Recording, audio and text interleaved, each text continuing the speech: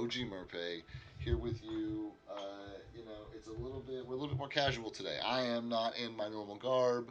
Uh, we are not actually playing D&D tonight, and if we do, it'll probably just be a super brief introduction, or just some real quick stuff. Basically, one of my if you've been watching for a while, then you'll know that one of my groups went from Wednesday nights to Friday nights, and in that transition, we lost one of our players who just hasn't been able to make Friday nights as consistently as he could make Wednesday nights, which has been really unfortunate. It's been a few months now, and we are basically I've been running the Dragon of Icefire Peak in the Lost Mines of Vandelver, but now it's been a few months, and this is fun. This is fine, but I didn't dream any of this stuff up. I don't know these NPCs. I don't know these lands. I don't know this lore. I um, I have a homebrew world that I've created that I really like running games out of. That this group started in that I'd really like to get back to. So unfortunately, Daniel's not with us. Jennifer and Andrea still are. Our buddy Jeremy, who's been playing with us, is going to be around, and he has invited a friend of his who admittedly won't be able to make it every week, but she'll be around pretty often, or as often as she can, rather. Um, and so there'll be hopefully about 4 players, and Daniel will be, popping in occasionally as he can get time off, which he'll always be welcome essentially, and especially when his party gets to their climactic battle with Calarol. He said he specifically wants to be a part of that, so that's going to be really cool. I've got my players in the background. Lord knows what they're talking about. Let's see what's going on. Yo, holler. Dollar make me holler. Holler Okay, at your boy. at your boy. So you guys were talking about party composition, and our new player is going to probably either play, it sounds like a fighter or a monk. Those both kind of fill a similar role. So that kind of leaves things open to the rest of you guys, and you were figuring stuff out. Had you gotten there yet? Do you know? I think the other reason we picked one of those classes for her is we were trying to think of like which classes were simplest, Uh huh. just for the sake of like getting her feet wet. Right, right. And I mean, she's still.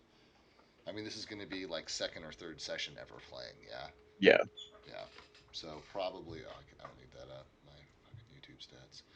but I mean, Um, like, would you agree that like monk or fighter or something like that would probably be the easiest for a greenhorn to digest? I think that you're probably right. Yeah, I think that's more than likely.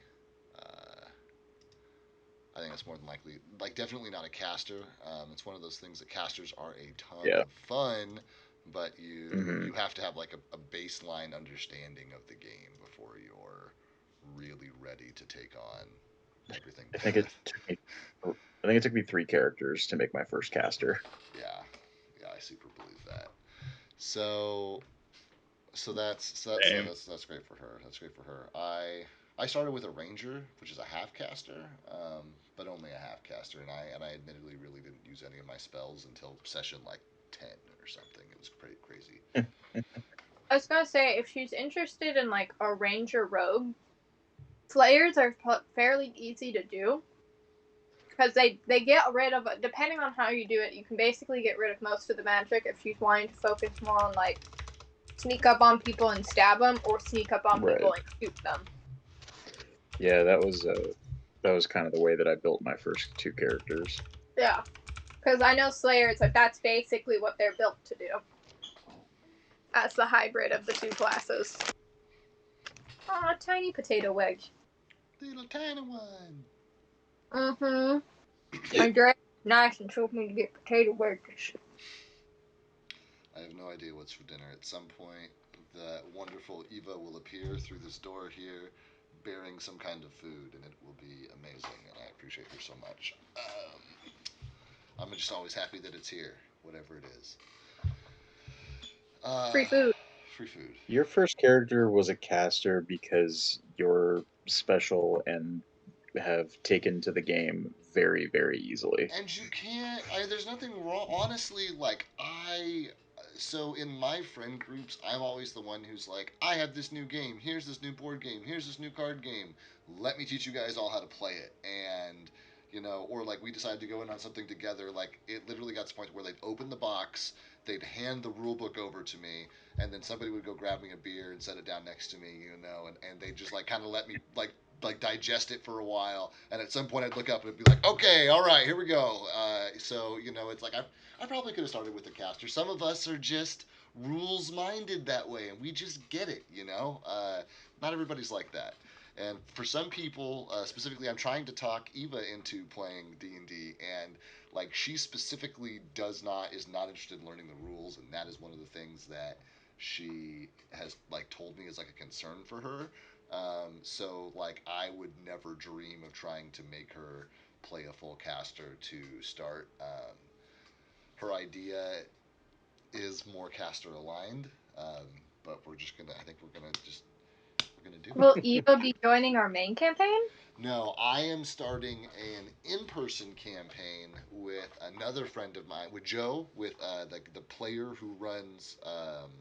Sylvester? No, the other guy, Don. The player who Oh, runs Dawn. Don. Dawn Swanson. Don Lonson, yeah. Yeah. Because his wife has been wanting to play for a long time, and I told them, maybe I'll run you one shot when I have time for another campaign. She's, I'll invite her for sure. So they waited very patiently for about 2 years for me to, Oh, yeah. you I know, remember that. come Ended. around, and now I'm ready to do this game, and so I really want, because another one of my buddies has moved back to town as well.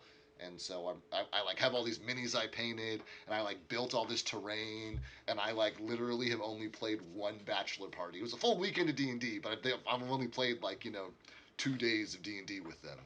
So That'll be cool. yeah. Anyway, that's when hopefully what she'll be on. But yeah, somebody with a first character as a cleric who gets it and likes it. That is somebody. That's a game. That's a rules minded person right there. That's somebody who's that's a So game player. in real life, she's a librarian, so she wanted to make a librarian Hey, high character. five!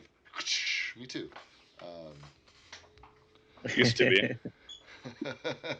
Volunteered there in high school, but that's about it. I stooped a librarian.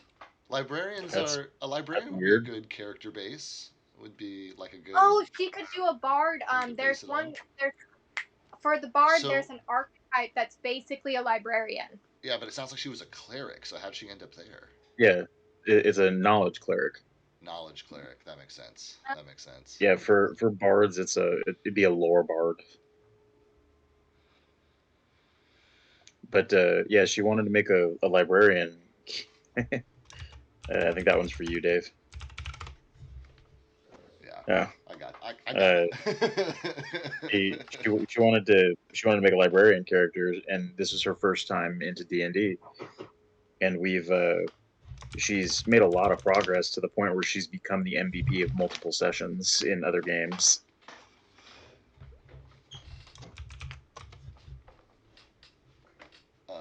That's yeah. That's I.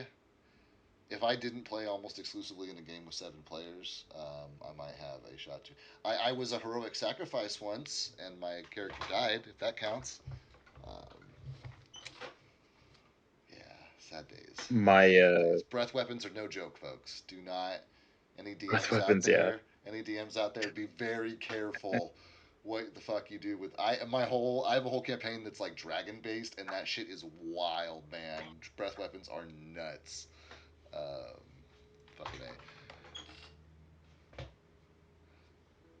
a. Wait, My what kind of weapons? Breath weapons. yeah. Breath? Breath Yeah, weapons. like fire breathing dragons, Yeah. Or electric breathing dragons, or acid breathing electric breathing dragons, or dragons. whatever the Yeah, fuck. Yeah. Being like a usually dragons. like Targaryen thing where you get to have a pet dragon. I think in game you can have like a wormling familiar, just not like early on. Yeah. Okay. So were they using dragons as like were they summoning a dragon? What are you asking about my other I campaign? think it was just dragons attacking. No. Like how are you using dragon or breath weapons. There are lots of creatures besides dragons. A lot of them are related to dragons, but there Oh. are lots of other creatures that also have breath weapons. My character Yeah, like- died by these like salamander type creatures that have a breath weapon. Okay. Um, So anything that breathes like an element. yeah. Now acid, fire, and all that. Yeah, you're right about the Drake Warden. I forgot about that. I'm sorry, But with the breath Dragonborn, weapons. First thing in the morning you wake up, you got that morning breath. You know, you go over breath weapon. Ha! Saying breast, like BREAST, and I was like chicken breast. No, it's like a mispronunciation of the best weapon. hold It's the on, breast hold on, weapon. hold on. I now I need to figure out how I can make a character that's just throwing chicken nuggies at people. You could You could have a. You could reskin an alchemist and have it. You could do a strength-based fighter who, instead of throwing daggers, does like chicken nuggets. We could reskin that. You could do. Oh God, what else could you do? You could do. I mean, you could even honestly do a ranger reskinned to throw chicken nuggets. And yeah, except I don't use like a short bow or something. I just use a slingshot. No, if you're shooting chicken nuggets, if they have like a fire thing on them, they could be spicy nuggets. Extra damage. Spicy nuggets. Hey, spicy nuggets do a mess on my colon, so I bet they do some mess if you got hit in the face with one. Probably. Simply just call a ranger or an alchemist a chef and have to be throwing food items at stuff. Oh my God, we could be the McDonald's crew. No, We could be freaking Grimace. No. absolutely not. I You've refuse lost your to party. promote McDonald's You've lost at your any party. point. Okay, so cracked out Powerpuff Girls is fine, but playing Yes. as Grimace is not. Who wants to play as Grimace? Yes. I mean, honestly. I do. No, because that'd be fucking hilarious. Imagine it's like from the shadows, and his purple Gastromancer. He kills your gut bacteria from the inside out. So good. I feel like that would have to be a warlock, right? Because it'd be like necromancy with the dead chickens. But you're summoning like chicken nugget familiars or something. That'd be fucking hilarious. That would. Oh, you know what? Yeah, you could be a warlock, and your Eldritch Blast could be like reskinned, reflavored as like you summon an ethereal chicken. It like breaks into component parts, nuggets, if you will, which all get like flown at your enemies, or even like any caster. Then like a wizard or a summoner, your magic missile could get reskinned as exploding chicken nuggets. True. If you do that, one of them has to be reskinned as like a dipping sauce. You just get like flooded with like McDonald's ranch. That's definitely what like the wall of water is. That's the cone abilities. They're different sauces that you have your just have your character be a southern guy called the Colonel, and he does several different things like create water, whatever. He just like does the half-gallon bags. See, from KFC. I'd be down to do like a fast food like mascot campaign. Like I'll be Wendy. One of us could see that. That I would want to. And that's the kind of thing I'm into. Yeah. Like if they're going to be ridiculous campaigns like that, they need to be side one-shot campaigns. Like the Powerpuff Girls is like, yeah, let's just do that as a separate fucking thing. Oh my god! Because I take this shit way too serious in this campaign. Yeah. But like I love these ideas. It's like I want to run that campaign, but you know, it's like if we ever do this campaign, can I get dibs on freaking Wendy's? I literally just called Wendy, bro.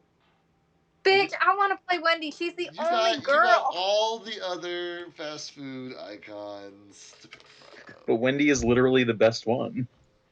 Hey, if there were more female representation, representation in our fast food mascot world, I would be down.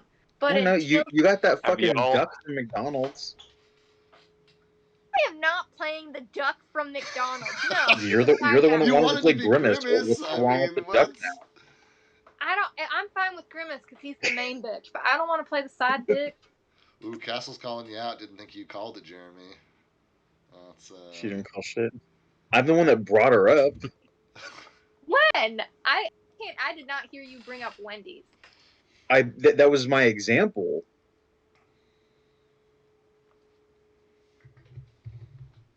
Example, because I heard Colonel Sanders and then Warlock Andres said Chicken Colonel Nugget. Sanders, and I said I'd be down to run a fast food campaign, and like I'll play Wendy. Oh, I did not hear you say I'll play Wendy. All I heard was I would be down to play a fast food campaign. We'll play back the tape at the end of all of this. Somebody will go back and and double check the tape, and we'll make a clip. Maybe that's what I'll do. I'll make a note to myself here. It's simple. We just do 2 Wendy's, and both of you have to figure out who is the real one. It's like Shadow and Sonic. Oh, I love it. That's definitely not the same comparison, but I'm still down to have like anti-heroes. We could also just play the twin Wendy's, and it's this opposite personality thing. Yo, wait, hold on. We're You twin guys are Wendy's, both- except we're the Wait, twins hold from on. The Shining. Oh, that'd be good. I'd be down for But that. we're Wendy. That's better than my idea. That's pretty good. Just play slightly different classes. What was your idea? That they were twins, but they were both bound to another higher being, Corpotamus, by the franchise bonds that bind them, because they're both Wendy's, but competing. So Wendy's on Wendy's. See if we can do The Shining. That would actually be kind of funny. Wait, which one would you play, Andreas? Colonel Sanders? Oh man. There's 2 options. One of them is Colonel Sanders. The other one is Jack in the Box. Purely because of the one commercial where he rips off his sleeves. Yeah, no, Colonel Sanders. It's got to be Jack because he's the chaotic In one. the box, you wouldn't be Jack. It's jacked in the box. Absolutely. Yeah. But then again, there's the sexy Colonel Sanders meme, and he literally has an anime dating sim. He does. Yeah, that's the other option. KFC went hard into the meme paint. I know. And I already have a hero fucking model. hilarious. I would die if you showed up as sexy Colonel Sanders. Oh my You would God. hear me screaming Hold in up. the background. You guys, I haven't even finished writing the Powerpuff Girls campaign yet, and we're already. I was I telling my IRL people about the Powerpuff Girls campaign. They're like, "Who's playing Buttercup?" And I'm like, "I think it's me," Yeah. because I know Jen called Bubbles, and I think Andres wanted to be Blossom. Hold on, I'm posting a gif of the sexy Colonel Sanders. If you showed up as this, I would kill myself. I would be laughing so hard. I would probably faint and die. Good lord. This is The fact that is ridiculous, you guys. an official commercial Yeah, for Mother's Day, nonetheless. yeah, that checks out. Yeah, that checks out. Oh, They man. also had Chippendales, but it was called like Chickendales. I can appreciate a pun like that. I'm here for it. Wait, what if we did like off-brand fast food places? Like instead of Taco Bell, we did like Del Taco. I live next to. What's Del Taco's mascot? Because I know Taco Bell for a long time was the Taco Bell Chihuahua. I think it's just a taco. Like they don't really have one. Hold on. Taco Bell's Del Taco's mascot is like a bad crayon drawing of the Taco Bell one. Pretty much. It's like a bad drawing. I will say this: the Del Wait, Taco what if we did it? next to my house is not that bad, but like I understand why people don't like it. Okay, hold on. I already have a Colonel Sanders hero model. What if we personified different pizza brands? Oh, like Domino's, Pizza Hut, Little Caesars, Round Table. Round Table. What would Round Table? Oh, like a king or Yeah, knight. just be a king. What other pizza things are there? Pizza Hut, Domino's, Papa Round John's. Table, Papa John's. It's just a sweaty guy. Yeah, and Pizza Hut But he's a cleric. would be like a tiny hut basically version thing. Like it's just like a little shelter, and every time you pop it up, there's like a little dude serving pizza in there. What other pizza places are? It's not Papa John. Isn't there one called Little Murphy's or something like that? Papa Murphy's. Papa Murphy's. Okay. Yeah. So many. It's pizza the eldritch love child of Papa John and Eddie Murphy. Yeah. Ooh, yeah.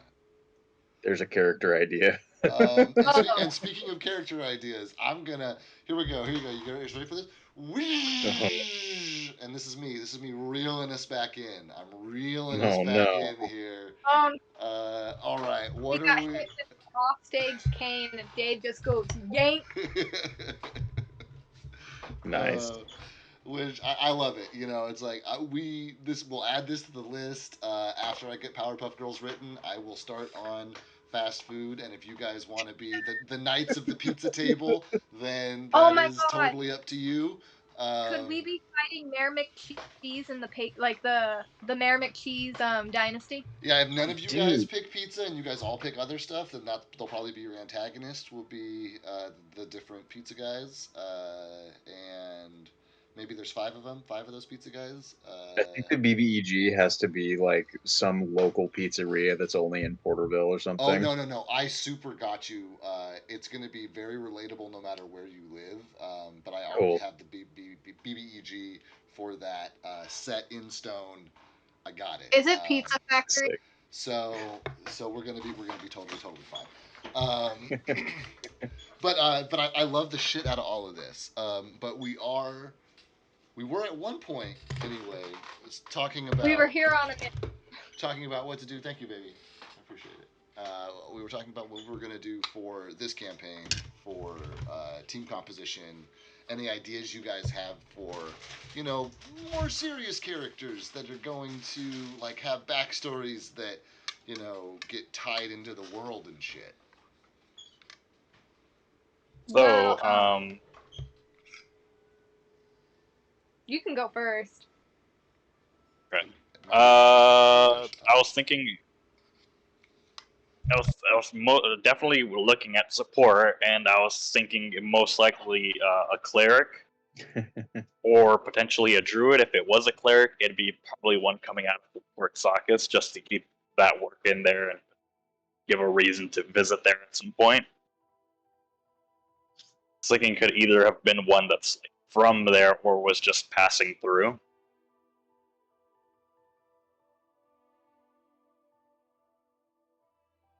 Uh, Definitely thinking support, and most likely either a cleric or a druid.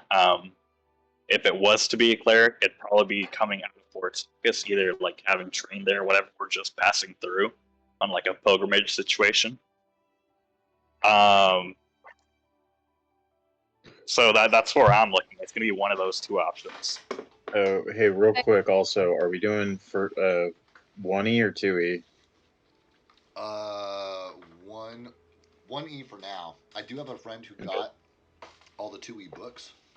So in theory, Okay. we have access to it and could run it, but 1E is still like easier to find, and probably Yeah. realistically, what'll happen is that like as I start making my way through the 2E stuff, because we already play a bastardized homebrew version of D&D, so I'll just take all the shit I like out of 2E and be like, hey, what do you guys think of this? Do you want to play it this way? And if you guys like it, we'll just implement it. Okay. Andreas, if you are interested in the druid, we could do the Warrior of the Wild composition where it's like barbarian, druid, ranger. If you want to be the support. That's a very I mean, I classic don't team really care composition. about doing it. I don't know, because like with the cleric, it'd be a thing of there's work and backstory there that I already know I can pull from. Yeah, you could do it with is Port Sockets like is it like an industrial town? Port Sockets is home of one of the only two magical colleges in the entire realm, and it is the only one of those two colleges that's actually open to the public. So they get people who like flood in there all times of the year to wait on like the quarterly system to get a chance to like make their plea and prove their worth that they're like worthy of studying, and then a council basically decides if they're worth their time or not. They charge them a tuition, and like they're enrolled for as long as they can keep paying their tuition. So it's like it's a huge fucking town. But if you're running a cleric, because it's a huge town, there are lots of different like churches and deities which are celebrated and worshipped there. So you could pretty much take your pick of whoever you wanted to align yourself behind. think if I ended up going cleric, it could be a thing of like they're going out and about exploring, like as part of a college course, the equivalent of like a what's the word? Like a sabbatical, The like big a final project. yeah, like a thesis. No, yeah, that kind of situation. Wait, kind of like how Or like teachers have to get real life experience. yeah, That kind of I'm thing? thinking they're more a student in that situation. Yeah, but yeah, Like a teacher's aide, where they have to. not Still... no. I think it'd just be a student just to make them a little bit different from him. No, that's what I mean. A teacher's aide on. I mean, like how a teacher's aide in real life is a student who is having to get like in-person experience to thus like become a teacher later on. In this case, it would be a student having to get real-world experience at some point. Yeah, I mean, yeah, it's also no. my Idea is that my idea would be that they're just a student and just one of their classes is like, all right, go out and do shit or like do this specific thing, and then come back and that's your grade. I have a possible. Only pitch. thing is, I have a possible pitch. Tell me if you like it. Maybe he's not the best student. Maybe this is like an extra credit. Maybe this is like a make or break. Like he needs this for his, whatever it is, the magical version of credentialing. And like if he doesn't come back with like a successful adventure or whatever the fuck, then he just like gets kicked out of school, basically like just fails out, and it's his like make or break moment. Just That's kind of what I was thinking. Is that they were definitely like probably on the not good, not on the good side of the grading scale, and needed to make things happen. Right. Wait, would he be coming from the college or from a church or a church within the college? Probably from a church, but like the church is like, hey, take these classes so you actually get good at what you're doing. So church associated with the college. They have like a deal. Probably. Yeah, it'd be one of those things where, if Andreas's character wanted to just show up and take classes, he'd have to interview for the privilege. But if he shows up with a note from one of the main church heads, and says, "Hey, I was sent by a main church head. They said to bill it to their account," like letter of recommendation. Right, and then they'd be like, "Cool, don't fuck it up. We'll still kick your ass out of here, but sure, we'll teach you what you want to teach you and bill it to your church." So it's like an automatic in, basically. He could still get kicked out, but he doesn't have to worry about like proving himself right out the gate. He's already done that through the church, and the church basically just vouches for him. Out of curiosity, though, if you're going on like a quest to have to find something, like what would that be? It's a good I don't question. know, I'll figure that out. I'll take some time to figure that out, but I like that. I do like the angle of a concrete thing he needs to accomplish in order to not basically get kicked out of the college, because it makes it really easy to basically give him something he has to do, and maybe it coincidentally lines up with some of the stuff that our party's doing right now, so it makes it really easy buy-in. I was gonna say, if you're going like cleric, because I know like obviously it's like connected with a specific like church in the Port Saucus region, it could be something along the lines of you having to do like a great deed associated with your church/college classes. That would be big enough to be like, if your church is like really against necromancy, you have to do something stopping that, which would make sense for like Caloral if you all of a sudden you're hearing about this kind of necromancer who's causing shit in this town with all these like weird flesh golems and stuff, and that's where you show up because it's like, I gotta make or break it, this is my big moment. If that would be something you'd be interested in, because then it would directly bring in, yeah, he's looking for Caloral, he doesn't know what he is, but obviously it's like, I know a lot of the churches, it seems, in Pathfinder don't really like necromancy. And then, alternatively, that he's dishing all these coins out everywhere, so it wouldn't be unreasonable for your new character to have like acquired one as just like a general curiosity, and like you guys as players know that being around death will summon this necromancer. But if your character's never been around death, then you wouldn't know that. And so Or it could another play like, possibility. like if he is like this slacker who was not paying attention in class or like not taking his studies, Class clown. like maybe this was something that was very obvious to like other clerics where it's like you do not pick up that dead man coin situation. He went, ooh, shiny, and it's just like he's a fucking dumbass who's like this is his moment of having this is his Cusco moment of him having to redeem himself from being like the Maybe slacker. if he's a cleric who's like studied, then he'd have a lot of knowledge. But then it would be obviously even more embarrassing to do something like that. So that is and it obviously directly is a plot hook for the main quest that your current characters are on. Yeah, it's So like he's really book smart, but he hasn't really gotten the chance to like ever apply it. So he's going to run into like issues with that, and that's where he's kind of if he's like if you're playing it as obviously he's having to get kicked out of the school, like you either do this or you're going to get kicked out. If he's like still book smart, like obviously he was in the church, he was taking classes, maybe it's something where it's like, yeah, he knows this stuff, but he's not applying it correctly, or he did something in that regard that would be like, get out, you either have to do this or you don't come back. the other thing that you might want to consider is having it have nothing to do with the group and what's going on with them, and have it have everything to do with your school, right? So it could be that it doesn't even have anything to do with your grades. It could be that you made a powerful enemy in the school and you need to like lay low, and so you take a sabbatical year or whatever. You go on this like thesis journey because your life is in danger if you stay there. But then you know that if you ever return, you're going to have a plot hook and some drama waiting for your character, which might be fun to you. I don't know. So the DM's always going to dangle stuff in front of you that's like, and then I can use this later if you like this. You called someone at the college a stank ass hoe and now they mad at you. You said someone's mama was ugly and now you can never return. Right, or Got the it bowel could have been movement, something the as 30 foot simple. spear, and everyone shit themselves.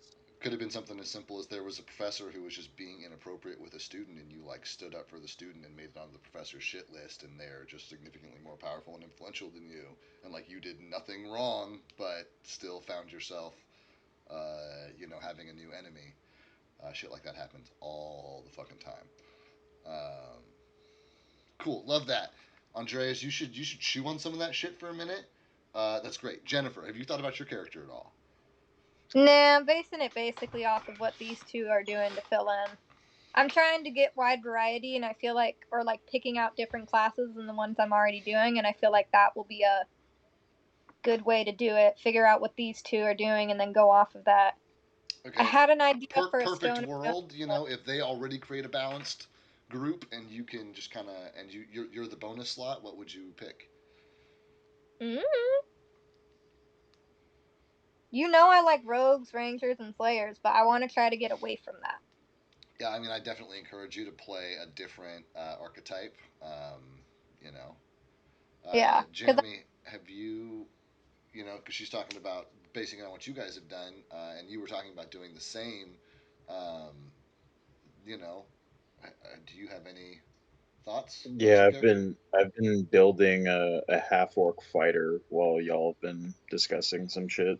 Okay, and so then between you and Megan, you guys would have a lot of the like brawn covered if she went fighter, and if she went monk, then you guys would have a lot of kind of in your face damage ready to go. Yeah, because I typically lean ranged. Like either I'll be a rogue that leans ranged attacks outside of role play scenarios, or I'll be a ranger who definitely leans into ranged attacks, spellcasters, fireball all day. Right, right. So I rarely do like up close and personal guys. So that's what I'm kind of looking at right now. Okay, that could be fun. And then alternatively, if Megan decides she wants to play that fighter, maybe she ends up going with a ranged specialty fighter instead of an in your face fighter, so that you guys aren't doubled up on the same archetype. So that's cool. So that's a lot of brawn taken care of. You got some support there. Uh, that actually, ironically, kind of does leave that more stealthy Yeah, archetype that's my open. problem. You know, you don't. You Um, every group does not need a rogue. They just need somebody who has lock picking as one of their hobbies in their backstory. Um, you oh, know, it's just I know this campaign, and I know if we're gonna eat some ass if we don't have someone doing that. We learned our lesson. Even with the rogues, we still fell into traps because we forgot about checking for traps.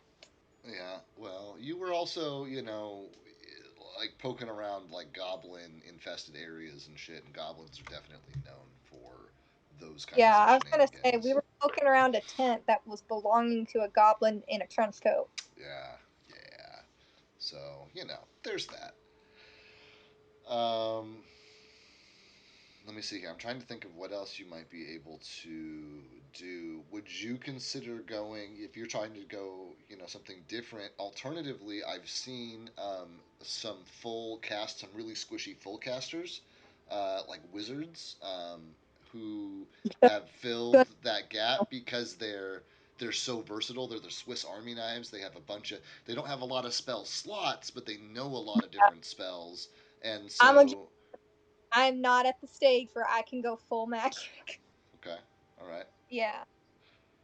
Then you're pretty much looking at some version of a rogue or a slayer or a ranger, Mhm. or you could there's a class called the swashbuckler, which is kind of a dexterity based Dude, fighter. swashbucklers in 5e are so much fun. They're pretty fucking cool in Pathfinder also. I had one of them in my level 10 Bachelor Party weekend campaign, and he was putting out insane amounts of damage. It was Yeah, dude, super they're cool. great. But they have what are called finesse weapons, Jennifer, and so they tend to their weapons do damage based on their dexterity modifier, not based on their strength modifier. Yeah, I know that's So what Mary has. So you might want to consider something like that. That's like a quote unquote fighting, quote unquote melee class, but is not a half orc fighter. That has a little more Yeah. finesse. Because then all you have to do is say put a point or two into disable device and say, oh yeah, he's trained in he's done some lock picking in his day, and even if you guys can't do like sense trap checks, you can still do perception checks. And if your DM is not a monster, like if he knows you have no rogues in the party to do sense traps, like you can still see a tripwire. You can see that a plate is slightly higher than, you know what I mean. It's like there are ways for that to be communicated to you that don't involve reading. I use this skill off my sheet, and we can still make that work for your party. Mhm. So I do want to ask, because I'm wondering if it might end up working good for the cleric character, is if he can, like, there's some skill or feat or something do disable device stuff. it's Oh literally my called gosh, disable that's why device. he got kicked out of the college. He stole What's something. up? It's You literally called got disable kicked. device. You got kicked out of the Oh, college. but he can put points into it, right? I'm pretty sure, yeah. Yeah, I Because was it gonna. could be a thing of like that's a reason why he gets kicked out is because he got caught stealing some shit, Yeah, that's literally what I'm trying. Like I was or saying. not kicked out, but like what made him going from like an average student to like, hey, Tell you what, you tell gotta you what, right Andreas. this wrong. I will give you a magic item valued up to 5,000 gold if you choose that as part of your backstory. But you will be wanted by people in the college who will. Somebody will know you stole this, or at least that it's missing. But you can start with a magic item that you stole if you want to do that.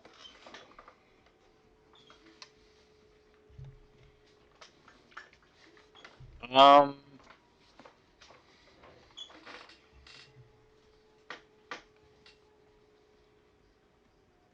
it's a tempting offer. That's like literally just dangling something in front of my face. That's ding like a fruit in front of my face. I know. He's teabagging. I'm a good DM. I'm telling you. I know how to do things. I know how the world works. I know what motivates my players. What motivates me is food. See, if it was like the other magic college, I wouldn't give a shit. But like this college, to some degree, is there because Tim as a character is there, and like I don't want the baby.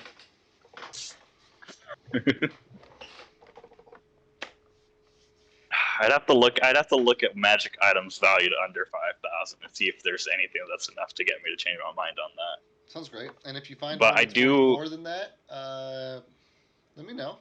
I might be willing to indulge for a higher cost as well. So just see what you see, see what you like. Yeah, at bare minimum, I do think I want it to be a case of he got caught trying to steal something, whether he actually stole it or not. We'll figure out later. But like, it could be a case of if he didn't steal it, he's being sent out because now he has to actually do something. Otherwise, he's gonna get kicked out. Say if you wanted to combine the cleric and the rogue, someone on the D20 PFSRD page did a divine agent, which they describe as walking a thin line between divine enlightenment and the dark shadows of our underworld, a special servant of their respective sect. The divine agent wields the power of their god while employing stealth and legerdemain to accomplish their. Hey, thanks for the sub, token. With spells, stealth, and initiate agility, the divine agent can ferret out of those who oppose their god and strike them down in the same breath. I don't know if I want to do it as a class, but I think I definitely doing that as a maybe like a backstory element. No, it would just be a backstory element and just put points into disable device so that we have that as a character thing. Just like I said, you can use a perception check to look for the signs of a trap without actually outright doing perception trap finding. So, all you need is to have some points in disable device, and you've got a lock picker. What level are we doing? You guys are level 5 right now, is that right? No, 6. I don't. 6, yeah. There you go. 6 or 7, one of the two. Wow, if you guys So are level it's 6. 7, that's wild. Yeah, okay. So make level 7 characters? Let me check how much Mary was, because I have her in the current game, so. No, I think level 6 we are level 6. It's level 6. I already have it open. Yeah. There you go. We're level 6 at the moment. Let's make a level 6 character. That's what you got to play with. Oh, out of curiosity, Jeremy, do you have an idea of your character's personality? Yeah, he's gonna be kind of brash. Foxy. What? I was just gonna ask, is this gonna be Pablo 2.0 where we're dealing No, with it? Okay. no, he's gonna be more. He's gonna be confident without being cocky, I think. Dave, turn on your camera so we can see the baby. Oh, it's on stream. You can see her on stream. Yeah. I Twitch. don't know how to get on the stream. I think you can do it The through Twitch. Discord. Oh, there's a sweet girl. Yeah, I have no. My frame rate drops like crazy when I am streaming it to both. So. Okay. Yeah, How do I get to the stream? Twitch.tv/OG_Merpay. Too much. I would post a link, but clearly you don't want to see the my product. hands are full of puppy right now. Ugh. Oh, speaking of puppy, I gotta take the puppies to go do their business. You go do you. We will continue plunking away on plans and stratagems. Flimflams. Oof. Hey, sweet girl. Your buddy Soda wanted to see you, your Uncle Soda. He's using your little emoji for your little face. Your little Roxy emoji. Your little Roxy face. Let's see, where was I? Okay, we're adding a level. Oh, clothing. Oh my god, I get clothing. You guys will probably start with at least 750 gold, if not 1,000. But 750 is a good starting number. Okay. Purchase all your gear and cheap magic items or whatever. I don't actually know if you can get any magic items for that cheap. You get like whetstones and stuff. You get the stuff you need.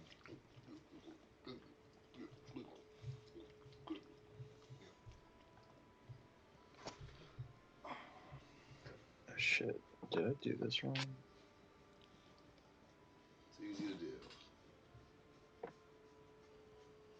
Ooh.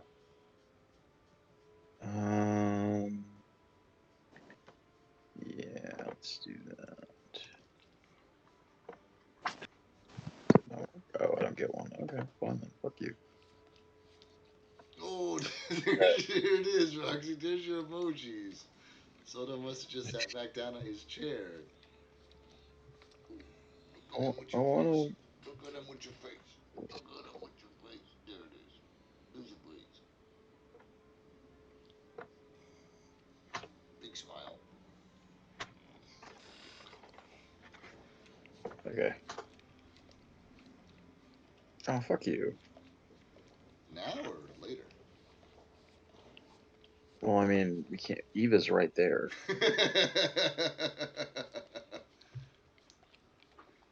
You got Roxy emoji.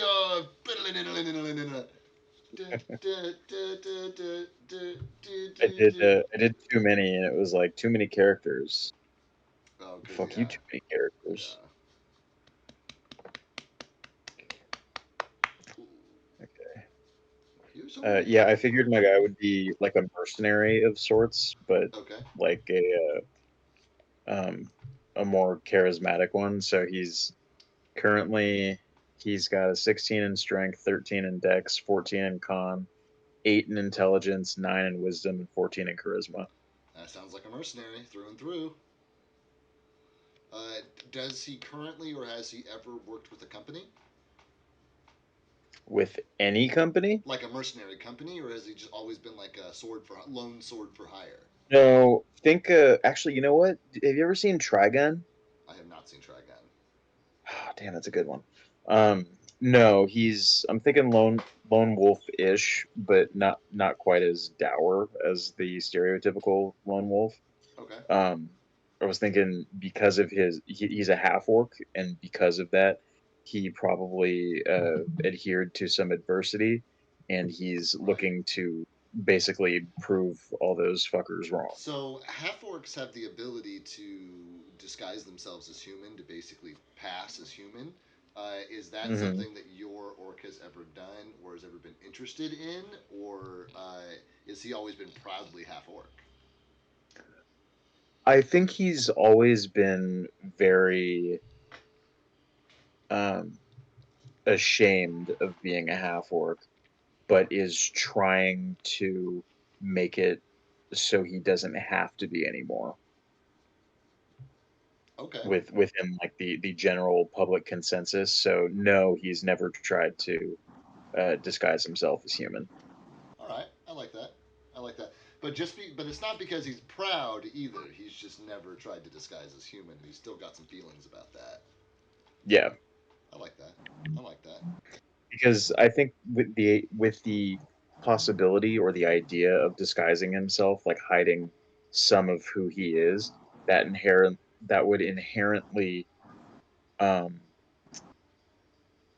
uh, make it would solidify that he is like bad, Okay.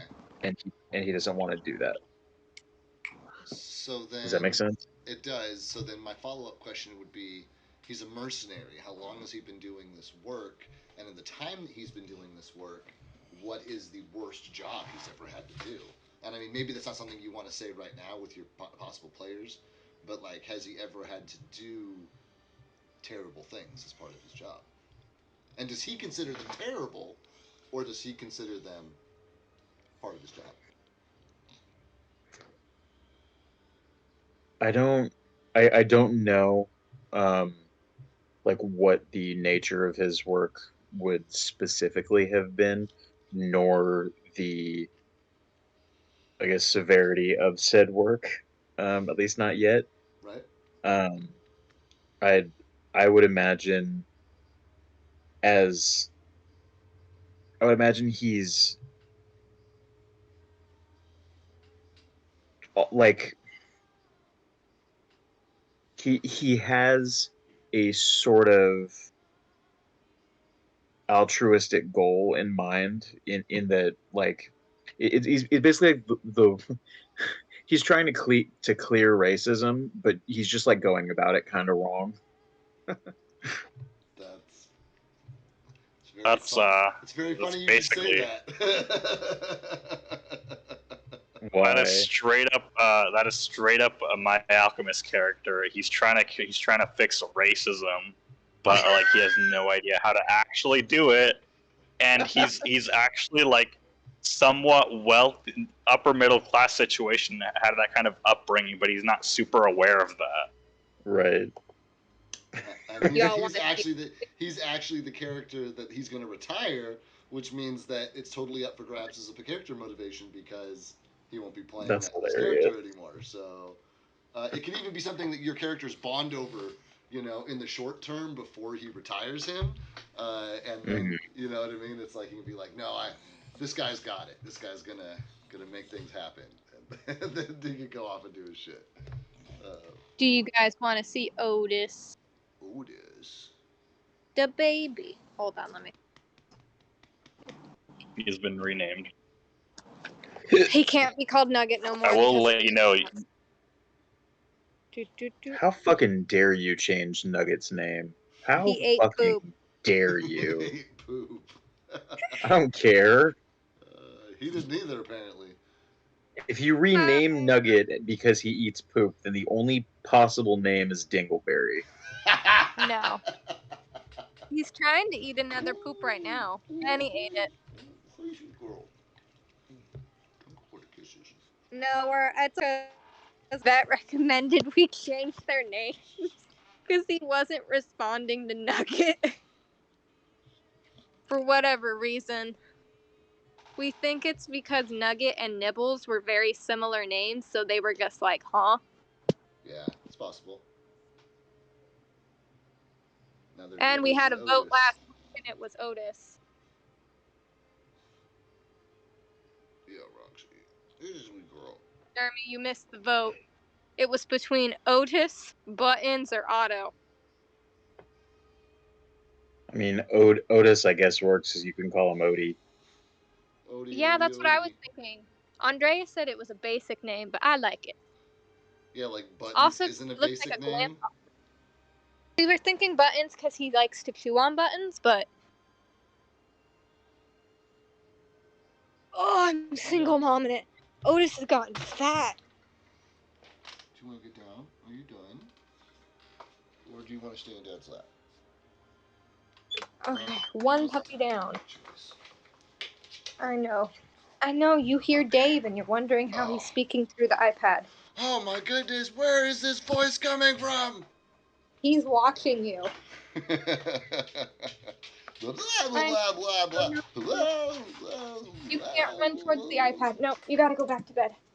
It's bedtime. No, I'm sorry. I'm sorry. I don't understand. Oh, my baby. Yeah. Goodness. So we were going over Jeremy's half-orc fighter a little bit, and got a starting point for a character there. My butt. So it sounds like we're gonna have some version of a fighter, and or a monk. Well, not and or. Some version of a fighter or some version of a monk. A definite tanky fighter. A definite cleric of some kind. And if that cleric takes, some disabled device and works that into his backstory, then that really does open you up, Jennifer, to play basically whatever the hell you want. Because that's all I'm the thinking pieces. on it. Oh. Ugh. It's kind of hard to think about a definite answer right now because puppies are poop. I know, but you got us here, and so it's a good opportunity to bounce ideas off of the people you're going to be playing with. No, I mean like I just can't multitask at the moment because I'm taking him to go poop. Oh, I see. You're physically still wearing your headset. I got you. Yeah. Okay. They're Well, getting fat. then Jeremy, Give I me a sec. guess I guess you need a quick download then, and you and Megan will both need just kind of a quick download on what's happened to date in this campaign that you're jumping into. So, I mean, there's a couple of important points there, and we can just hit those, I guess. And I mean, would it be better if he came in completely ignorant to the goings on? it depends a little bit on. I don't know. Maybe. Figure, give them the general lay of the land kind of information, then depending on what class, give them more specific information based off of that. So the party started in, if you look at the in the Discord, there's like a world map, and then there's like a regional map. They started in Woodhurst, which is at the southern end of the Egalian Peninsula, and it's like a bigger kind of port town. They do a lot of timber work there, and they basically found this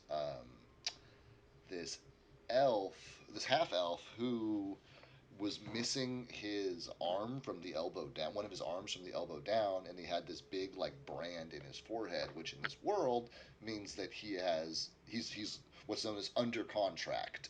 He's basically a slave under a magical contract, and so he like has somehow managed to get away from the people who hold the contract by stowing away on a boat. And he, kind of like found there were some bounty hunters that found him, and these guys saved him from them, and they just like adopted him. They're just like, cool, you want to roll with us? And he's like, fuck yeah, I do. I don't know anybody else over here. And so they've been like mobbing with this guy. Meanwhile, they found themselves tangled with uh, a teleporting necromancer who has this like affinity for blood red gold and corpses. And so they're like trying to figure. They know his name, but they don't really know like what he's doing or what his plan is. They like just got a device which is gonna let them like tell what direction he's in at all times, basically. But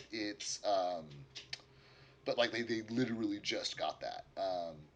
They're in a town right now where they basically pissed off the local guild, and they're powerful enough people that they kind of strong armed them into signing a blood contract to do a job for them. And they were like pussyfooting around doing other shit and started to get like terrible nosebleeds and stuff. And they were like, oh, fuck, this is serious. We got to like do the contract thing. Specifically, Mary got a terrible nosebleed. And so they're like, So she got great. really horny. No, like I'm talking like when someone has like what's it called? Like when you're anemic and like blood starts pouring out. It was bad. Right, yeah. Yes, you were horny. No, it was not anime character shit. There you go. Not anime character shit. Um, but Okay, Nib. but the party basically is currently under contract to go and acquire a goblin artifact relating to their goblin god Hadragash for the like lead member of this guild, and they don't really know what he wants to do with it. They ran some checks, and they were like, yeah, he's not Oh, evil, and he doesn't seem nefarious, but sure. And this is all after they like helped save this small town, because there's an event which happens every 6 months or so called the Blood Moon that just like sends all the goblins and shit into a rage, and they Oh, attack the town. sorry, hold on. Yeah. Okay, Um, I'll be right back. yeah, you're good. You're good.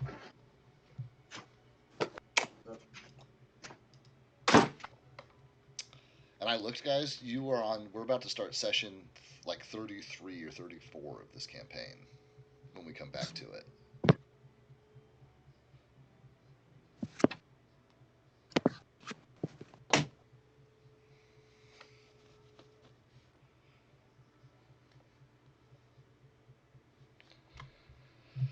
Okay. How's the character building going in the background there, folks? Finished taking nibbles out. He bit my nipple. Oh, He earned his freaking nickname. We Then, can call him Nipple now. then you can call. I mean, I've always called him Nipple, but Oh Nugget Nipples. no, he started doing this thing where he turns and he's trying to play, and he normally bites my arm, and I had him under my arm like a kind of like a pizza sign, and he went for it. Eee. Okay, ouch. Oh, little fucker. Little fucker. Yeah.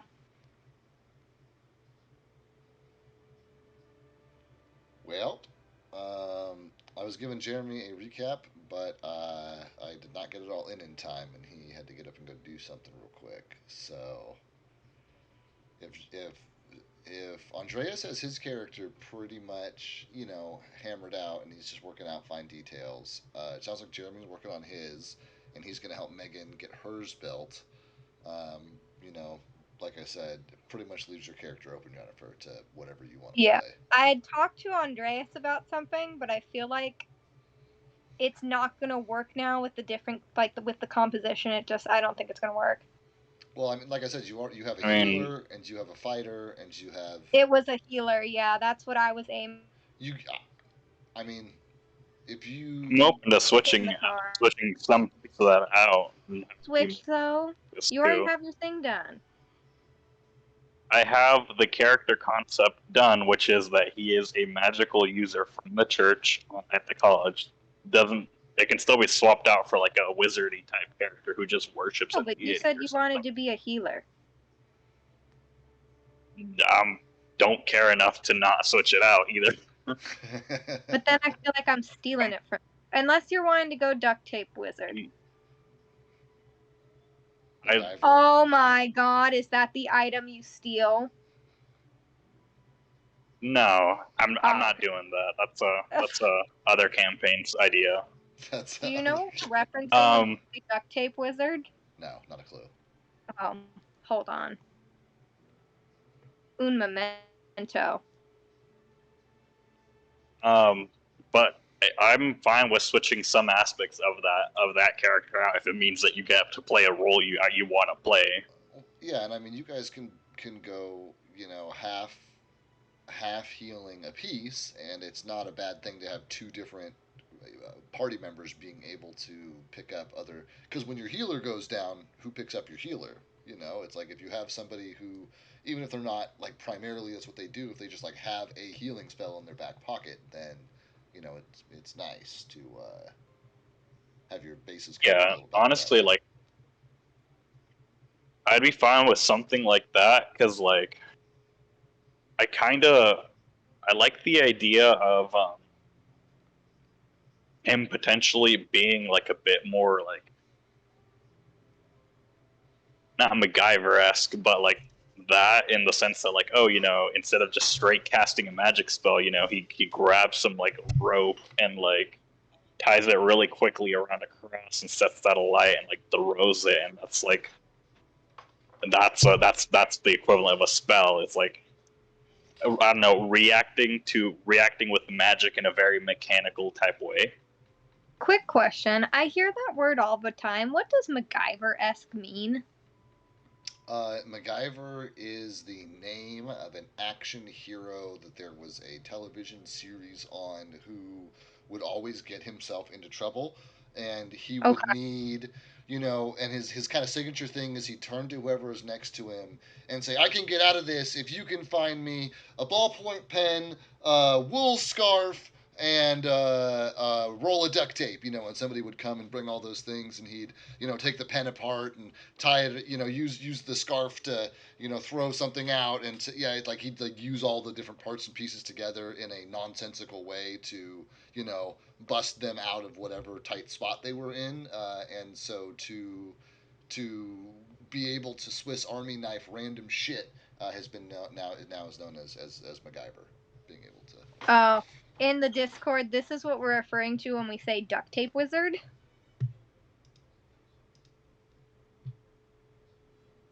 It is a character on Tumblr that has become well loved in our hearts. because the idea is hilarious.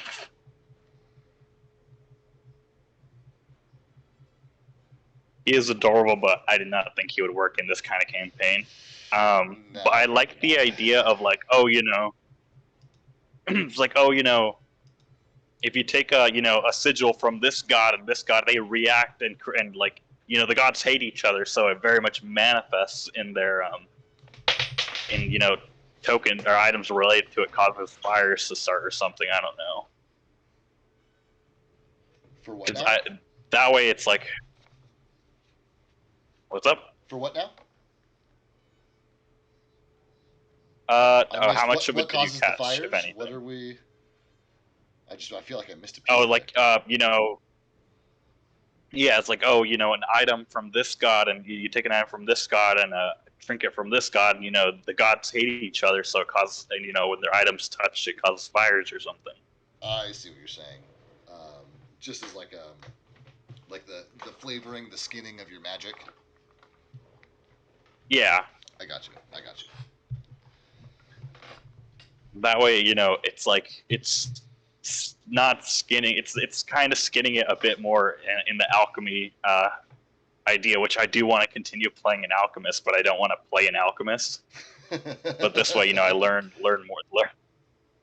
a magic class, and then he's, you know, somewhat similar in I guess feel maybe.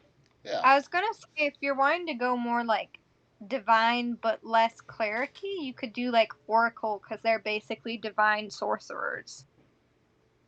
I think I'm just gonna stick with the super basic class and just flavor it as something, because magic sucks, and like I want to stick with the basics to learn it.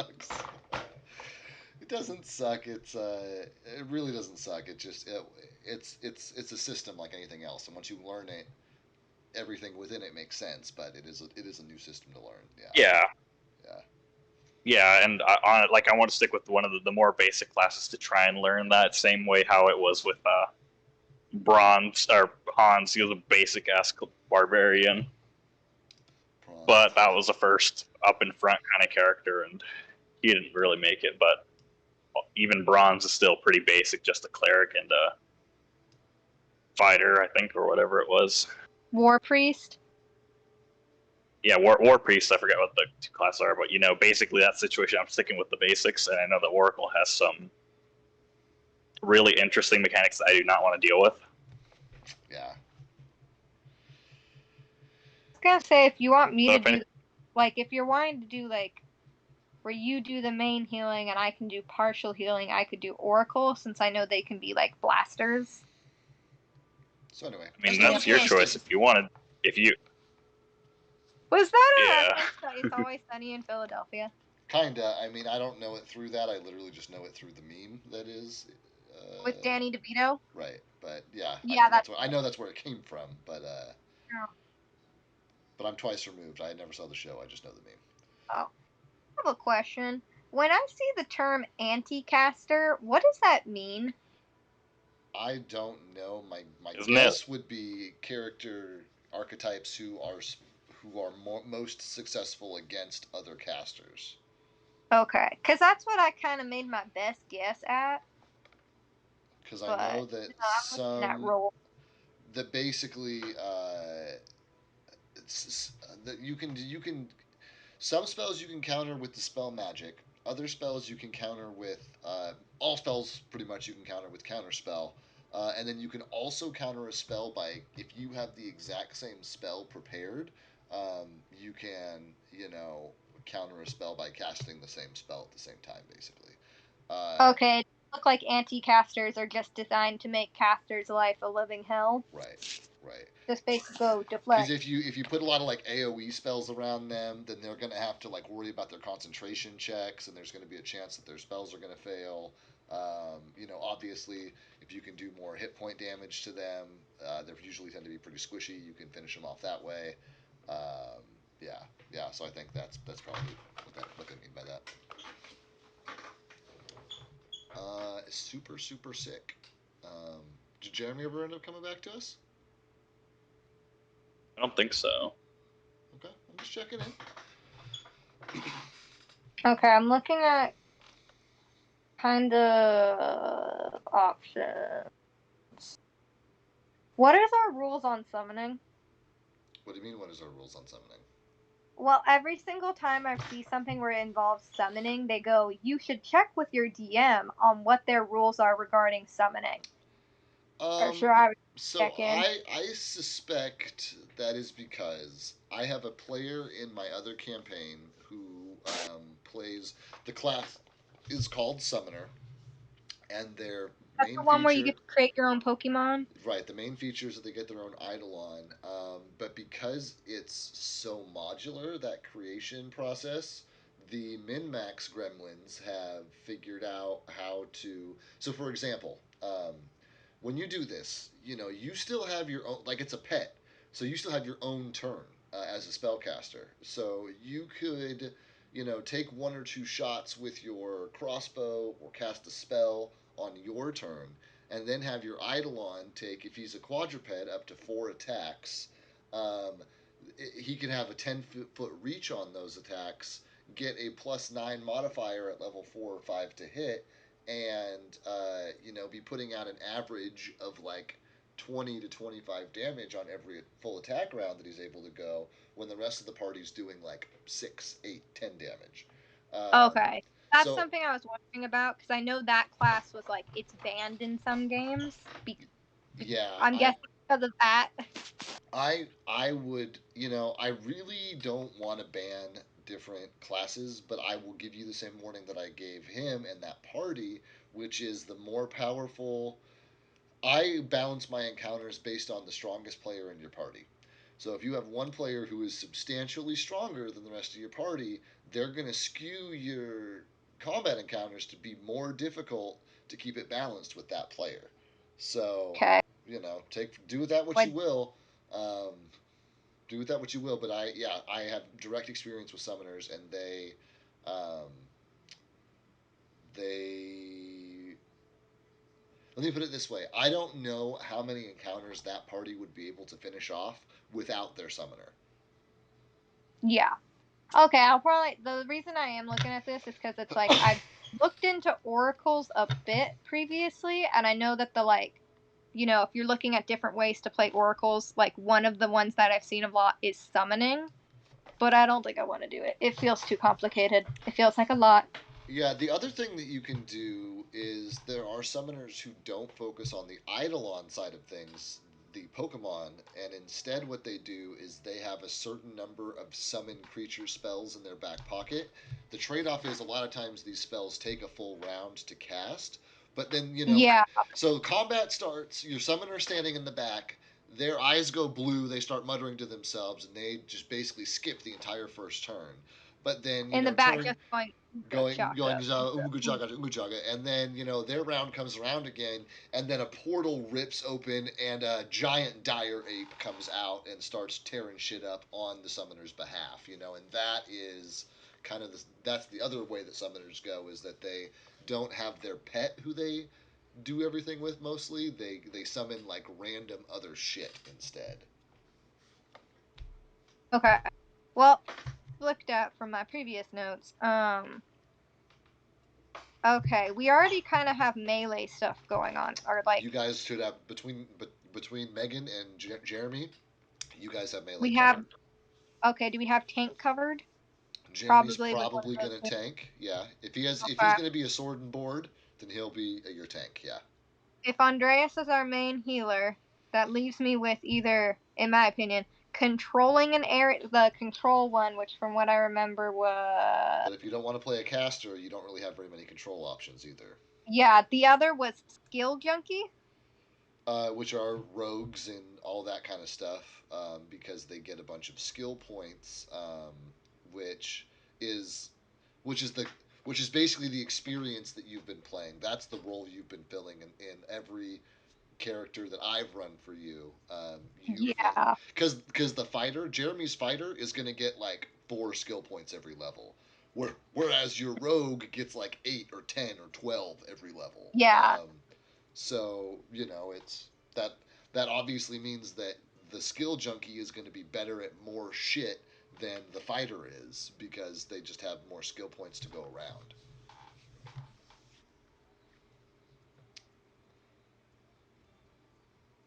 But I think that you guys, like I said, I think that you guys have your kind of core composition covered. Um, so it opens it up because if you wanted to do a melee character, like Megan's not going to be around all the time, which means on the sessions that Megan's not there and Daniel can't make it, it's just going to be Jeremy's half orc that's the tank. And so if you had a character that was a little bit more flexible, and I'm going back to that swashbuckler, something that maybe isn't tanky but is designed to kind of get in quickly, use some of their class abilities because they're like the gunslinger where their class ability is like a currency, and they spend it, but whenever they get a critical hit or whenever they kill an enemy, they get one back kind of thing. Um, Mhm. so that's a possibility. And you know what I just said, gunslinger. Depending on what anybody else is doing, I don't know what kind of skill points gunslingers get, but they're kind of a hybrid class because you can give them a melee weapon, but obviously their primary is the firearm, and those are cool because if you get within 30 feet of the bad guy, you don't shoot against their regular AC, you shoot against their touch AC, which is usually if their regular AC is 19, their touch is like 14, which makes it way easier for you to get a hit. Um, but then you have to deal with reloading, which is kind of a pain in the ass. So Yeah. Jennifer, I know. Do you want to play a healer? No, because you already got your thing down. It's too late. Again, like it's No. literally not too late. The only thing that has been said is that he is a magic user. Everything else can be gameplay, I can be know, but changed you're for saying gameplay. you were wanting to do like cleric and stuff, and that you weren't really wanting to do like blasting. I don't mind it because I assumed we weren't gonna have a. I assumed we weren't gonna have a cleric, but if you have a cleric, you can take it. I don't. Yeah, but that's the thing. It's just you already got the cleric. The character has been built, Andreas. yeah, but the His campaign backstory. hasn't started either. I mean, we're still very much in flux right now. I'm back. There is like no Hey, guilt with welcome back. taking that. We're settling There's on what no guilt character with taking. Jennifer's gonna play as.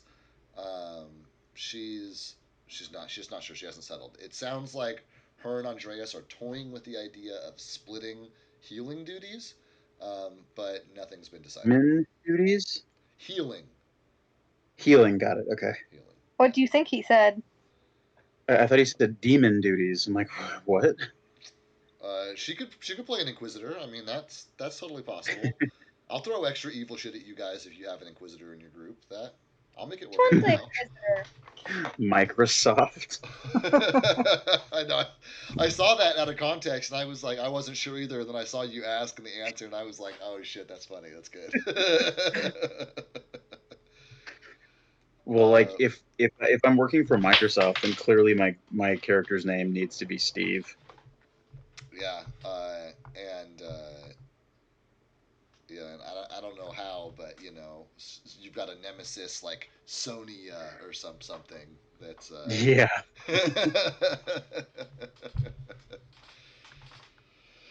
um, yeah, but if you're, I'm sorry, you had mentioned a fighter. I'm assuming you're talking sword and board, but are you thinking you're going to do something else? Yeah. I figured I'd be pretty standard in that regard, and Because the either question was over tank, and if you have a shield, you're much more of a tank than if you don't. right, and I imagine clerics can be tanks too. I guess it depends on what kind of clerics y'all are going for. Well, and if he's gonna be the primary healer, then it's a Right. gamble to also have him throw his ass in the action. But if he splits healing duties with Jennifer, then it opens up the archetype of cleric that he can build. Absolutely. Mm-hmm. I gotta put my sandwich in the fridge. Oh, what's Yeah, and honestly, like it can be a thing of I have like one or two healing spells just to make sure that no one's dying if the main healer dies. Because I'm fine with being the secondary healer too. With the character, the big thing that I am looking forward to is just the fact that he went to the college and for one reason or another he is now adventuring because he has to. Mm-hmm. That's cool. Can I like ask a particular question? you can ask whatever you want. I might not Okay, answer it, but you can ask whatever you want. No, it's an Andreas question. Is the college just because you built the college and now you have to use it? No, The college is because the character because the character came from the college, and I want to use the college. That's what I'm saying. Like, it's the college your love child. I want to a little bit, if you want to put it that way, but it is because like there's work that's been put into that, and I wanna see what that is. I want to get the chance to experience some of that with a character. And Port Saucus is honestly a big enough town that you could pretty much have a character from whatever backstory you want, like come out of Port Saucus, because it's a huge settlement. It's the second largest settlement in the region. So like everybody, it's a boiling pot. You could have anybody come out of Port Saucus, and anybody who came out of Port Saucus probably spent time at the college. Hey Dave, Yo, do feats stack? Can feats stack? I think a lot of times they do. What are you looking at? I'm looking at Grudge Fighter. It says you gain a +1 morale bonus on attack and damage rolls made against any creature that attacked you in the current combat. Right now at level 1, I get a feat, and then I get a bonus feat for being a fighter. Right. Would I be allowed to do Grudge Fighter for both and get a +2 bonus attack? I think so, because feats are basically the most powerful currency in the game. And so if you are choosing to double up on the same feat, like that's your choice, and you should absolutely be able to do that as far as I'm concerned. If the program doesn't let you do that, it's another thing, but I'm pretty sure that those do stack. Yeah. I still can't figure out how a cleric can be a tank. Uh, basically, It depends on the cleric. because mage armor, I think is the short answer, and the longer answer is if you can heal yourself, you can. It's just as good as having more hit points, right? Well, so clerics have a good hit die, so you can get really good HP through your rolls, like via level up, if that's how you choose to progress your max HP upon level up. But clerics also typically have proficiency with like medium armors, and medium armors can go pretty high, as well as stacking a shield on top of that. And then yeah, you can throw mage armor there if you want. My cleric with Becky's campaign that we have effectively killed, I guess, had an AC of 19 with a shield, and that's without mage armor. Yeah, that you had an AC of At 19 in like that campaign. levels, yeah, at like level 6. Wow, you were killing it, bro. Yeah. Slag was definitely doing more of the Swiss Army knife duty, and Yeah. like he's like firebolt unless I need to do something else, and then I'll dig into my bag of tricks. Yeah, that's cool. I did not realize that his AC, but I guess we also had fucking what I did he think end I up had being? What do we end up calling him? The giant, the Chris's character.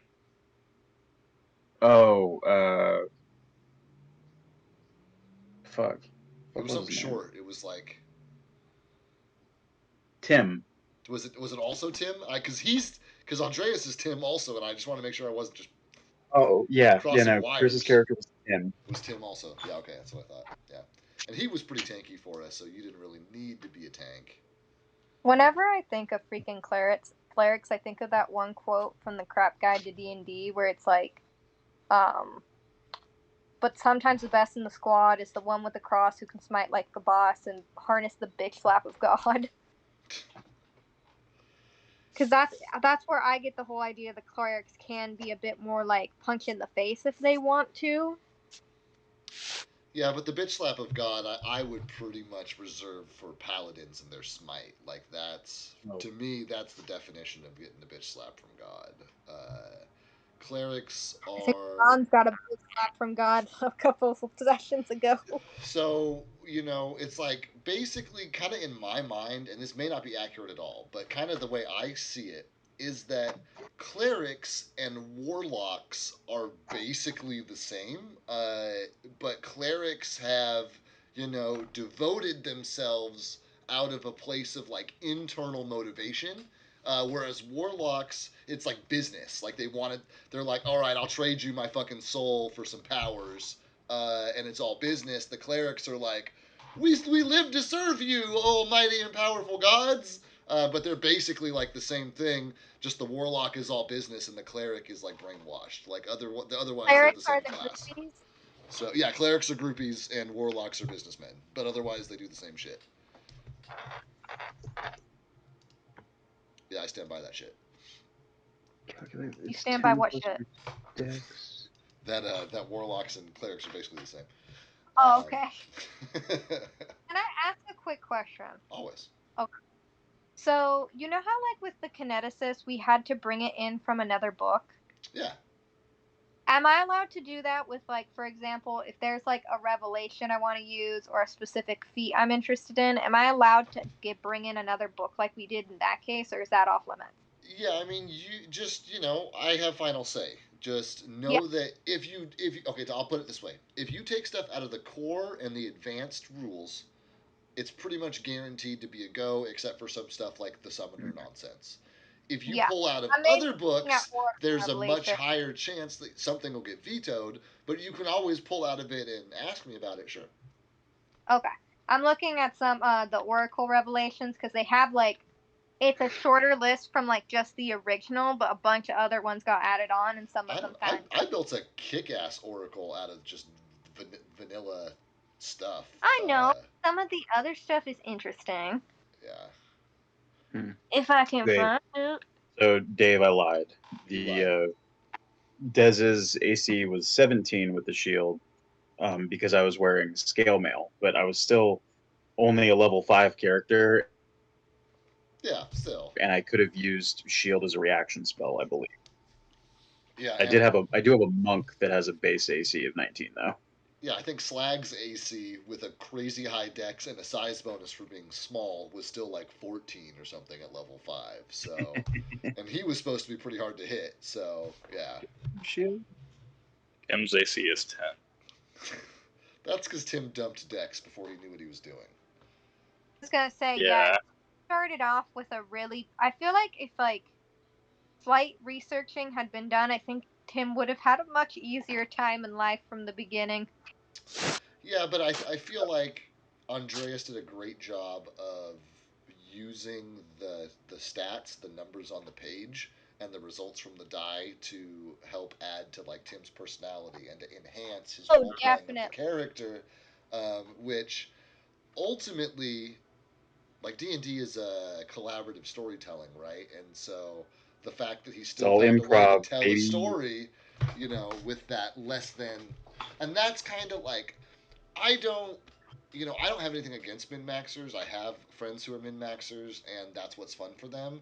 But for me, like I'm so much more of a role play guy, and that's I think part of the reason why I like DMing as well.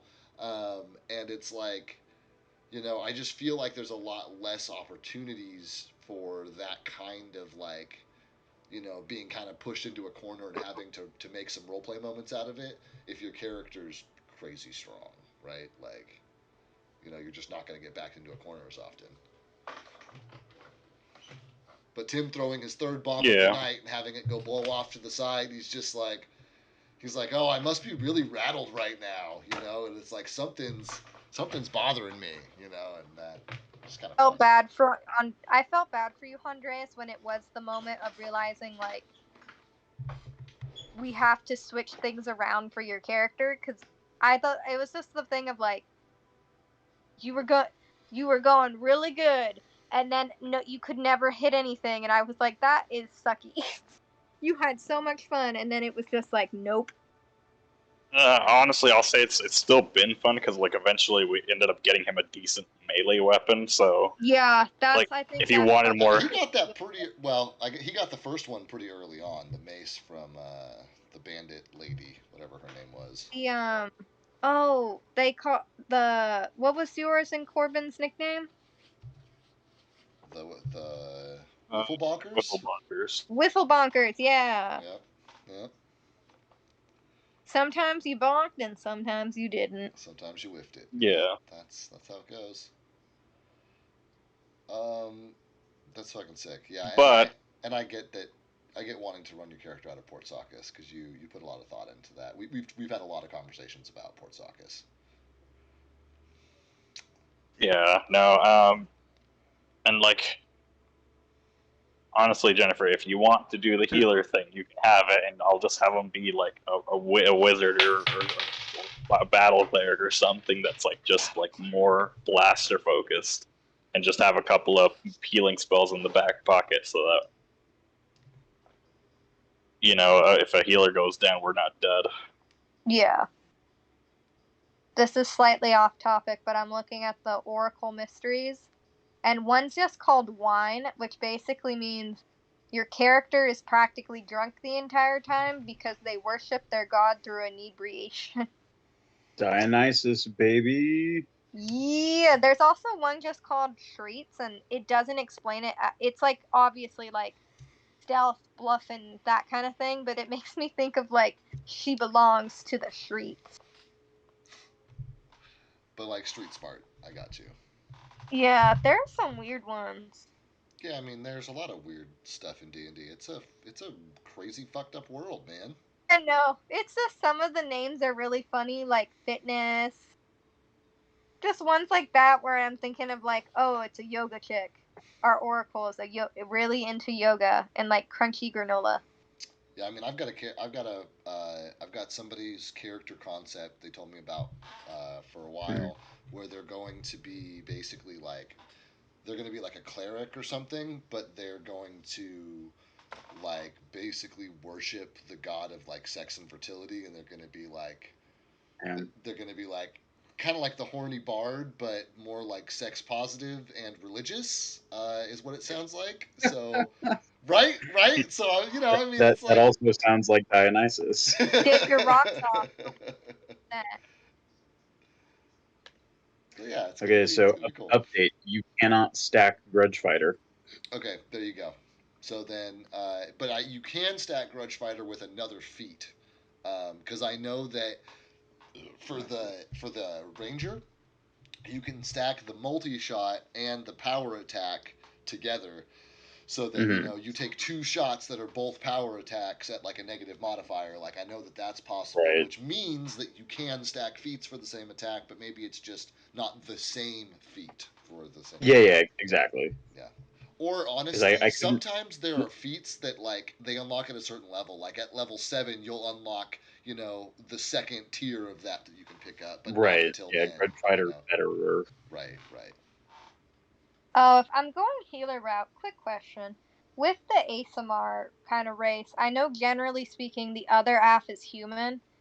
Are I know from what I've seen on the page for Pathfinder, the stats stay the same no matter what the other half is. So could I play it as a non-human ASMR? What do you mean? Okay. So you know how with ASMR it's like it's similar to how the Tiefling, where somehow, some way, That something got in the they're bloodline. Nephilim. Yeah, Yeah. Yeah. Yeah. but generally speaking, it's mostly played as human mixed Ooh. with something. On Right. the page, it mentioned that like you can play it as like a gnome mixed with something or an orc mixed, hat orc or Yeah. I mean, it whatever. won't change the stats, but yeah, you can reflavor it however you want. Okay. I did find out with orcs, basically, if it's an orc ASMR, their like tusks are made of metal and stuff like that, and They just don't have to. They really. could be made of crystal, or they could be made of, like a forever mossy wood, or I don't know, whatever the fuck you wanted it to be made out of. Like, Oh yeah, no, I was meaning it sounded cool. yeah, Options. yeah. I'm going to remind you that a commonly used and commonly abused spell is heat metal, though. So having metal tusks Hmm. may It sure not fucking be is. in your best interest. I don't know what heat metal is. It's a spell It's that exactly what it sounds like. that heats metal, which is usually used on like armor and shields and swords and shit to make people drop stuff or take burn damage for being in their armor. But if it was used on your teeth, then presumably you would just take damage for having teeth, and that would not be fun. Mm-hmm. So yeah, don't have any fillings. Moral of the story. I have so many fillings. It has to be a substantial amount of metal. I don't know if they could heat just fill it out. That'd be I'd rule outside of a natural 20 you couldn't do that shit in my D&D game. But Oh, unrelated, but I guess for if you're wanting to play second edition, there's Path Builder. It's a program. oh, that does basically what like D&D Beyond and Roll20 and shit do, where you can build your characters Yeah, but through. it thankfully it looks like it's more in line with PC Gen in that it's all free, no subscriptions or nothing. Right. Say, dog, I'm already like 3 levels into PC Gen. Don't make me change shit. No. That's if for whatever reason at some Fuck. point everyone agreed to switch over to second edition. Yeah, we're definitely. That would be that. And like I said, it's all going to be it's all bastardized anyway. So Ooh, like that. Like, we're not really playing Pathfinder 1E, and we're not really playing D&D, and we're not really we're playing generic tabletop fantasy simulator. That's what we're playing. This is gonna be a strong boy. Yeah. So we were playing in our big campaign with a character whose name is Reed. He's a paladin, and he's referred to himself as a young boy, and like this and that a couple of times. And it finally came out the other day where I was like trying to figure out from a monster's perspective who he would attack. So I was like probably the one who looks the least strong. So I was like asking everybody like, "What's your strength score? What's your strength score?" I like asked him. I'm like, "Oh, Reed, what's your strength score?" He's all 21. I'm all, dude, you're ripped. And he's like, well, I'm not that strong. I'm like, dude, a strength score of 21 means that you are colossal, bro. Like, you cannot hide how strong you are on a strength score of 21. And Yeah, you can. It's He's not like expanded whip. It's all dense. okay, he wore plate armor, bro. This dude was. it's like a gym rat, and he's trying to say, "It's like I'm just a small little guy," you know. He's got like the other end of body dysmorphia. Oh, where he thinks he's like tiny. Yeah. Even though he's a monster. That'd be a really funny character design for like an orc or some like big character who just who has like a I listened to a complex about D&D that. podcast. I listened to a D&D podcast, and one of the ones that I listened to does that. His character is the smallest of his giant brethren, but he's like 7'5", and he still considers himself like a small boy. Right. He's like I'm the runt of the litter, towering over everybody he ever meets. You know. Exactly. He's like, I'm the shortest one in my family. Like, dude, you're wearing extra large scale mail armor, and it's still too small for you. You're not a small person. It's more bonus HP. Boom. Okay, but I'll probably build my character to be more, I guess, blast focused. I'll just deep dive into that then. Okay. It's going to be a couple sessions anyway, so I'll be able to research it. Yeah. So in a perfect world, what we'll do is we will, we'll put stuff in the Discord and like text each other and shit and like get everything worked out for backstories and character types and character sheets and items and all that stuff. We will roll Jeremy and possibly Megan's characters in with you guys because fortunately I just watched the last like tape basically. Ooh. And you guys were like out adventuring, but it's not like you were in the middle of a goblin fortress or anything like that. So it'll be easy to roll another set of characters in. You guys will complete this leg of your journey, which will probably take a session or two. And then, Jeremy's going to miss 2 weeks out. We'll go back to the other campaign for that. And then whenever we complete this leg, we'll cycle out Mary and Tim and cycle in your new characters. And we'll have our long-standing party moving forward for this campaign. We said level 5? Level 6. Level 6. Level 6, okay. I was almost going to be mean and be like, if you want to make a new character, you can do that at any time, but you have to make it one level lower than the character you're giving up. But I'm like, nah, I won't be mean like that. Fucked up, man. Okay. In my research of the Oracle, I have found the thing called the Oridon, which is when you do the Oracle and the Paladin, like the multi-leveling. Yeah, multi-classing. And this is something, and it keeps popping up because this is how normally people are playing it, and I want to run it through it because it feels kind of cheaty. Basically, the basis of Oridons is to use lifelink to passively heal while using lay on hands to heal themselves. So you would use your lifelink to heal your allies while draining life from the character and then just healing yourself. So you're basically a battery. And I feel like that's cheaty. I I mean, mean, I feel like that's why so few classes would get it. I'm about to say what you're basically describing is a necromancer who doesn't deal with corpses and like deals with the in between step instead. And so like that all tracks. I mean that all tracks logically for me. I'd want to see what the character sheet looked like when you had it built, and I'd want to see rules as written. You know how your different class abilities interact with each other. Yeah.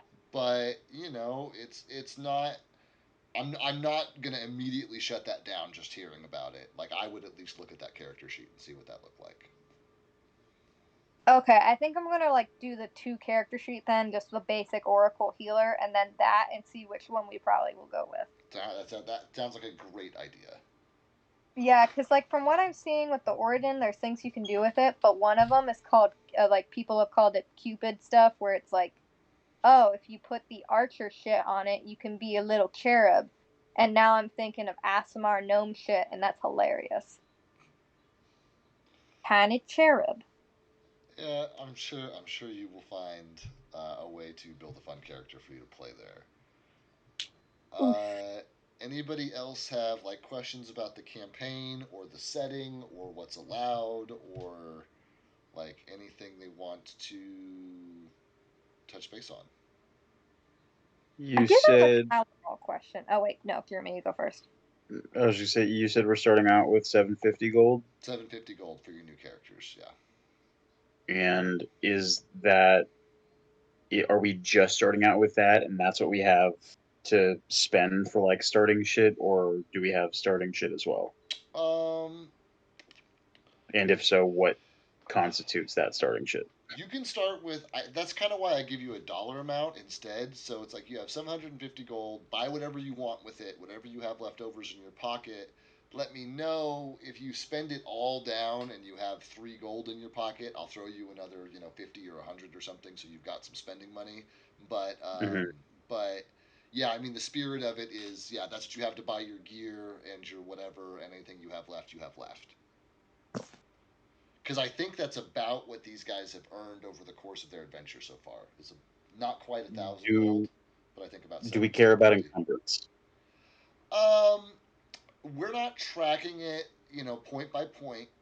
But for example, in my other campaign, I had a player who looted 2 full sets of plate armor, and I was keeping track of that because if he ever tried to climb over anything, there was going to be a really high chance that he was going to like lose the plate armor just going to like fall out of his bag because it's so heavy. Hmm. Um, so like there are consequences to carrying too much shit, but I'm not going to track every pound. Okay. Oh, the Caloral question was I know in like his miniature we had used the one with the pumpkin head, but what was his mask actually looking like? It's been a while since I remember what he looked like. It was just a skull. It was a generic Oh, face-shaped, kind of bony mask. Yeah, yeah. That's what I thought it was because I remember, the whole decay shit, but I couldn't right, remember. right. I Because just I remember. described it as like a hockey mask. It was flat, and he had a hood which comes over the back. But in one of your early interactions, that hood had slid back slightly, and there was like a narrow strip between like his ear and his eye where you could see behind the mask, and it was like gray and like putrid and shit like that. And that was kind of your first clue as to who he was. I don't remember how to send you my character sheet. You can either export it as a PDF and send me the PDF, or you can save it as a PC Gen file and then send me the PC. It's a PCG file, I will Oh, I gladly can accept just figure either. it out. Oh, this Will is a it thing. will it take the PC Gen file over Discord? Yeah, it will. And I just add that to my downloads, and then I move it from my downloads to the characters folder, and then I can access it from my PC Gen on my side. All right, now I just got to figure out where in my computer the PC Gen shit is. It saves it in your PC Gen folder under another folder that's called characters. So if you put characters through your file search, it should come up. I think it's like your app data roam, something like that. Hold on. I have it saved. You go to, it's gonna be app data, then local, then PC Gen, then it's gonna be like a 6.08 and then characters. Oh, Felicia Day is playing Elden Ring right now. Ooh. The question with, I know with ASMR is like you eventually can get wings, but it's like tieflings where sometimes you can have like flavor bits and stuff. Like, oh, you might have like tiny little wings that don't really present like actual fly speeds or anything. They're basically just aesthetic until a later point. If I did that with a tiny gnome, could I like make her like hover off the ground for like 2 seconds and then go back down because she can't use them? If you aren't using them for mechanical purposes, and I will remind you if you try to use, basically, yeah, as long as you never try to use it for anything useful, you can have whatever you want for flavor, but Okay. you can't see a pressure plate and be like, cool, I want to hover for just a second, as as far as it takes to get over the pressure plate. It's like, no, it's not reliable enough to do that. But yeah, for Yeah. flavor, you can describe yourself as hovering into a room, and I don't give a shit. That's fine. Okay. Because no, because what I imagine it's the whole thing of like multiple. You know how it's like biblically accurate angels, how they'll have like wings in weird places. You know, You like know, maybe a couple it's like like 1,000 wings covered by like a bajillion eyes. yeah, or well, in this case, I was thinking like right over by the ears, a little ones on the back, maybe a couple on the ankles, that kind of thing. And it's like if she really focuses, like red face, like looks like she's gonna fart focus, she can like hover for a little bit, like not like enough to do anything, but maybe just like a cool party trick.